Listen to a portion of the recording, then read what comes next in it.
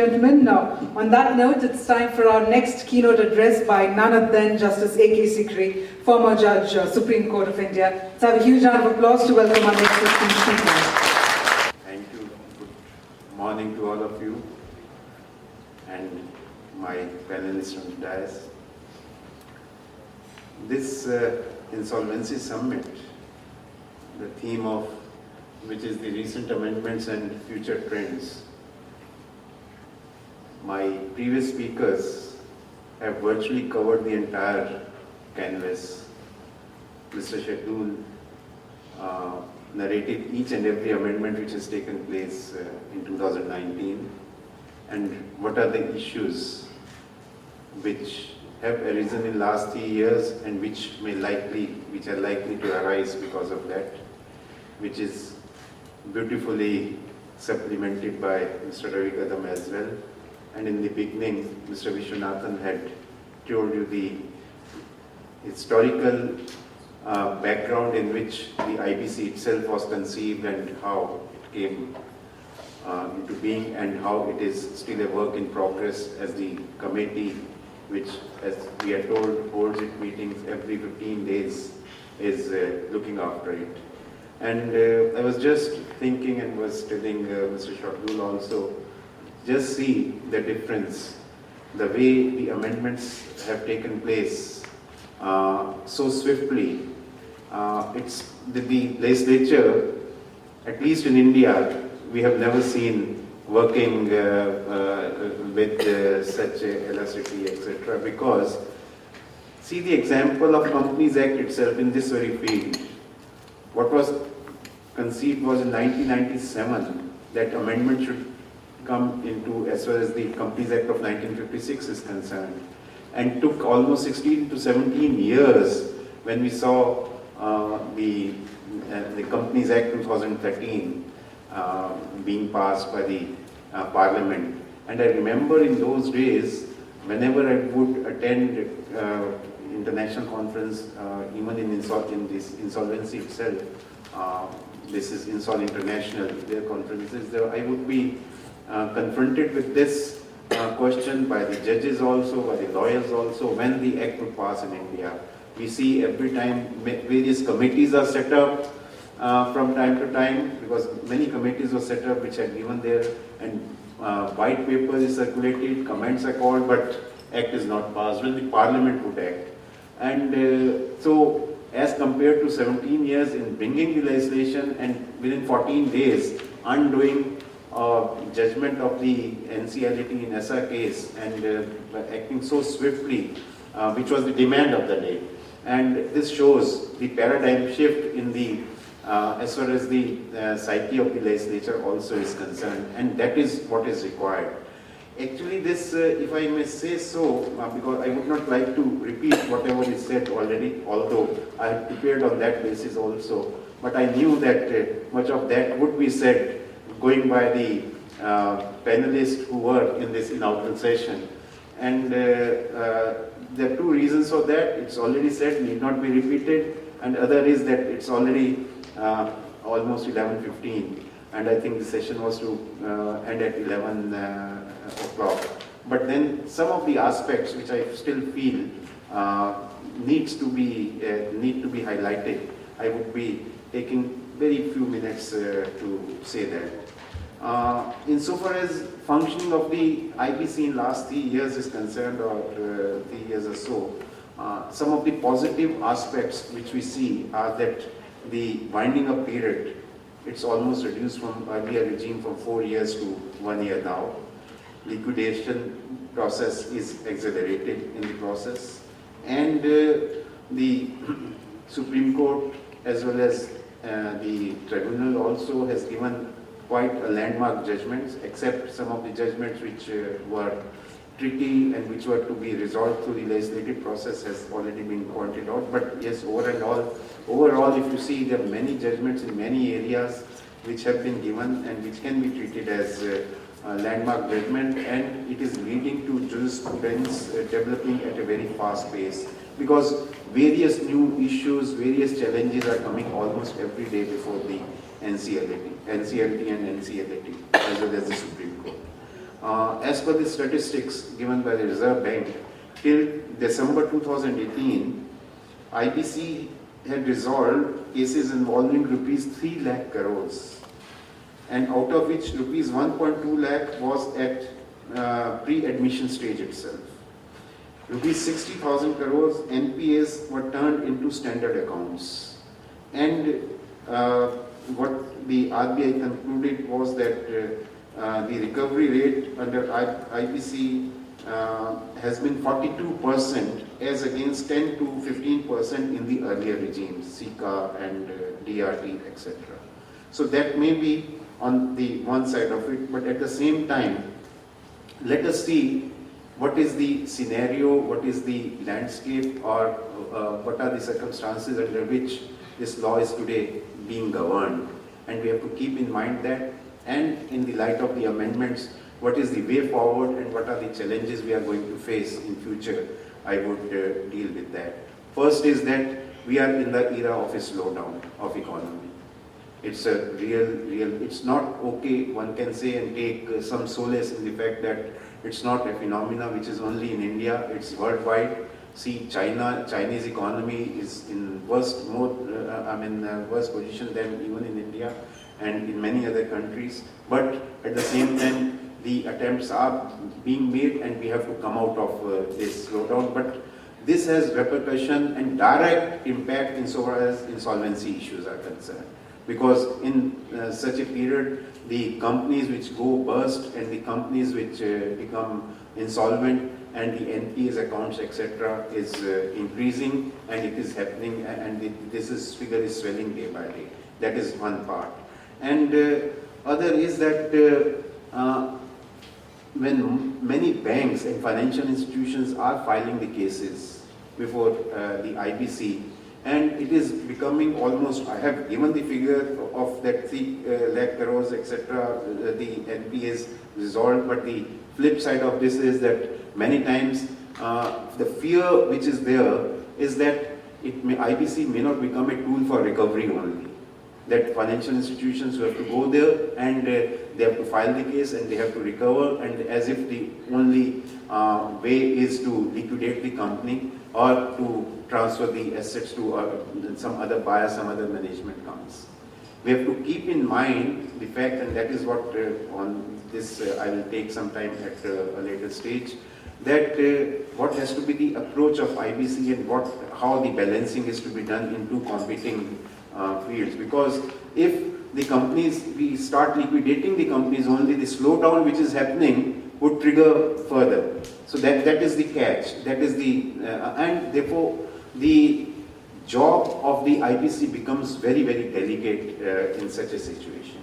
And let us be frank that in spite of this law being passed and where the Indian ranking had risen and it come to 79 and now it is further, I think, 60 or so, we have been credited for that at international level, but still many investors are still waiting on the sideline to measure the outcome of the settlement of big cases and evolution of IBC before investing. That is still, it's not that to that extent the positive effect insofar as the big investments are concerned.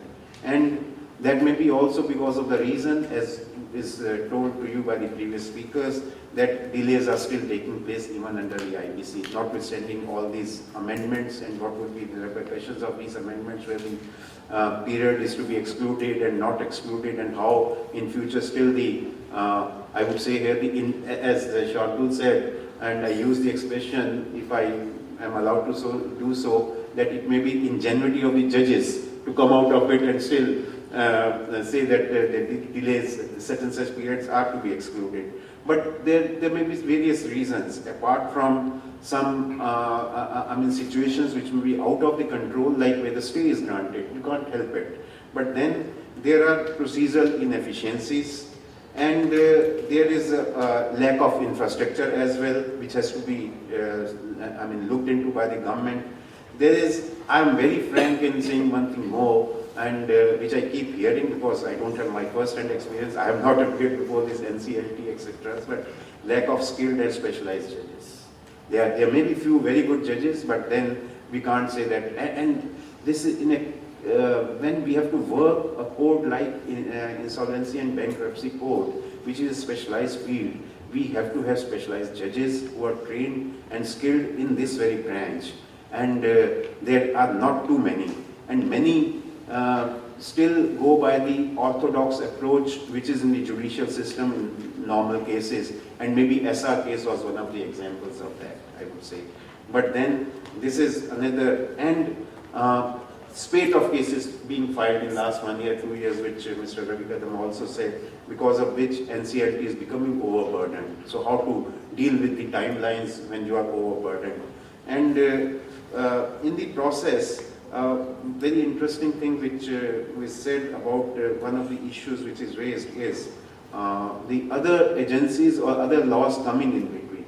Of course, the Supreme Court have said in one of the judgments that look, that was the case Maharashtra that Act and this IBC of innovative. Yes, that exactly. Thank you. And the judgment, of course, based on Article 254, that repugnancy and the Central Act would prevail. And now the amendment is also passed, and therefore the debts which is not there, which is not the part of the scheme, they cannot come. And it is going to be the, as far as the government dues, etc. concerned, like you are told, ED has given notice. Of course, in spite of the law being settled on this, I read yesterday only that NCLT has to decide whether the ED's notice of attachment, where the process of restructuring is going on, whether that would have priority or not. I tell you, only 3 days ago I have dictated one opinion which came to me, and it's another very, very interesting situation. Here there was a this power generating company which had which was given the license to run, or this arrangement with the one of the state power corporation. And under the Electricity Act, the tariff is to be fixed by the regulatory authority, state regulatory authority. So in that particular case, it was done, the tariff was fixed, and rather it was the arrangement which was there, which was given imprimatur by the regulatory authority, that particular rate at which the company, after generating the power, had to sell to the this electricity commission in the state, and how much they could sell of their own.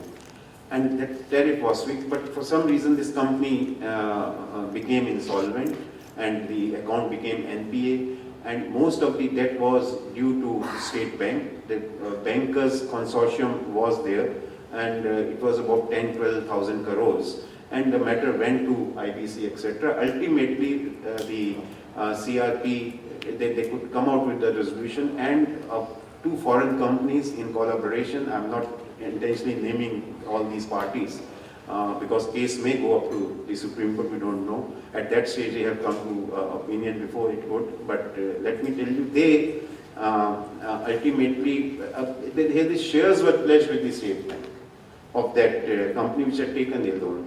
So when the account became NPA, the shares, that scheme was, arrangement was made, and the shares were sold. And this consortium, or the joint venture of a French and Italian company, they bought that. And it was, the entire deal was about 6,500 crores or so. And out of that 10,000, 11,000 which you said, most of this was interest element, etc. But the SBI thought that this is the fair price of these shares which they are getting, and their principal was even less than 6,500 crores. Now, with this, when this arrangement was made, they went to the that company which had given the license, that is the State Commission, this Electricity Commission. Then they said that no, you approach the regulatory authority. Now, regulatory authority, first of all, I feel that it had no function to give its approval to such an arrangement, but they went on a tangent altogether different thing. And they said that, look, the debt was so and so, 10,000 or 11,000 crore, 6,500 crore, so you have benefited by 3 to 4,000 crore, and therefore the tariff at which rate you had to sell to the commission, we are reducing it. Now that is the order which was passed. Against this, the State Bank of India, which is supporting the joint venture, and the joint venture, they went to the APTEL, the Electricity Appellate Authority, which has reversed it. I said that it could not be, it was without jurisdiction. Of course, these aspects and how IBC regime, etc., have not gone into, which I have stated in my opinion. But then they have come at this stage and they were asking, look, what are the chances if they go to Supreme Court, and some other aspects, which I need not say in detail. But then these kinds of issues may also arise. And it was very interesting and different kind of issues, and how some of our authorities can behave in a different manner without even having any knowledge about this law and how this law has to be applied. So these are some of the issues I tell you that I wanted to say. The challenges because of these which we are facing and which the NCLT may face is, one is about the group insolvency, about which it is said.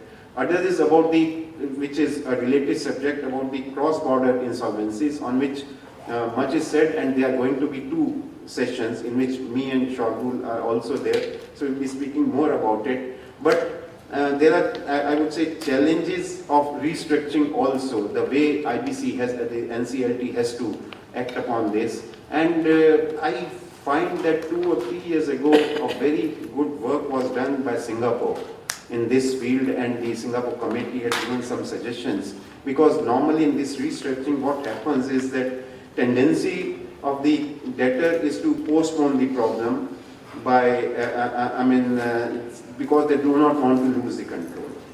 On the other hand, whenever such a package is to be, what is important is that there is a necessity to understand the business, to understand the problem.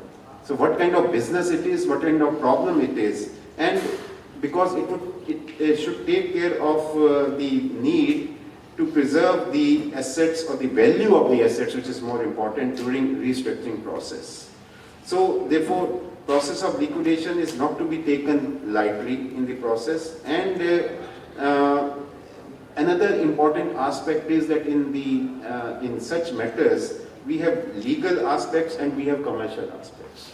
They have to be clearly demarcated, and as a legal aspect is concerned, that's a role of NCLT, but the commercial space is to be given to the resolution professionals, etc., which again is very, very necessary. And as it is said, which I wanted to say, and that is Singapore example also, that the binding framework, when the framework is arrived at, it is binding and everybody has to respect that. I was, even the day before only, I saw in one of the newspapers, I think MD of the State Bank of India saying so that, look, once the company is handed over to the person, investor who has come in, they should get it free of any charge, and there should not be any problem with this. Otherwise, it would be, act in a negative manner in future. People would not like to come forward. This raises the issue, which I would say here, and that is the approach. As a judge, I am saying so, as far as NCLT or NCLAT, etc. is concerned, that this is one law which is closely connected with the aspects of economics. So this close connectivity of law and economics has to be seen by every judge, every member, every bench who decides such cases. Because, and here, what is material, without stating in detail, I had the occasion to say so in that Shiv Shakti judgment in the Supreme Court, and I said that why it is today necessary for the judges also to take it to account the economics of judgment, in the sense what are going to be the repercussions, not only the economic factors which are there between the parties, but even this is one law which has the effect on the development of the economy and the nation itself. So this is very, very important. What should be done in detail, is a matter for some other time to say. But I'm highlighting this aspect that this economic approach to law is very, very essential by the judges, and they have to be trained. In one or two this judicial colloquia of the NCLT judges, I have told them when I was invited and how we have to do it. That is very important. And the other thing which I want to say is, and that is important because it is not touched by anybody, and I'm happy at least I'm able to say one thing of my own, is that mediation in the insolvency process, which is very necessary. It would not only take care of the overburdened NCLT which is happening at present, but then it will also be a process. Normally we have the, when the resolution professional is appointed and he takes into consideration, he will convene the meetings of the creditors, the shareholders and others. But here, all the stakeholders can come together and can devise a mechanism which is acceptable to all, and on the basis of this meeting. So mediation again is a very important thing. I have co-authored one article which was published in Business World a few months ago. It was on mediation in corporate insolvency only. Because of want of time, it is not possible for me to say in detail about it, but according to me, it can be a game changer, and it can take care of so many aspects, and it can be it can lead to a situation which we call a win-win situation. Thank you very much.